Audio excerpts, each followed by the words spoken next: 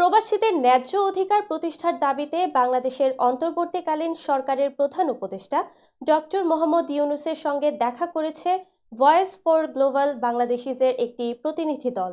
5ই December বিকাল 4টায় রাষ্ট্রীয় অতিথি ভবন যমুনায় এই সাক্ষাৎ অনুষ্ঠিত হয়।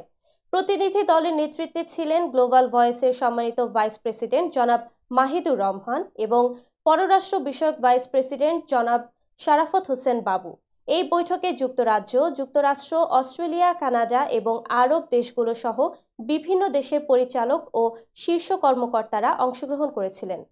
বৈঠকে অংশগ্রহণকারীরা বাংলাদেশের অবকাঠামো উন্নয়ন, অর্থনীতি, শিক্ষা, স্বাস্থ্যসেবা এবং নাগরিক সমাজের অগ্রগতির উপর ভিত্তি করে বিভিন্ন মতামত ও প্রস্তাব উপস্থাপন করেন। আলোচনা অত্যন্ত ফলপ্রসূ এবং লক্ষ্য নির্ভর ছিল, যেখানে সবাই দেশের টেকসই উন্নয়নের জন্য যৌথ প্রচেষ্টার উপর জোর দেন।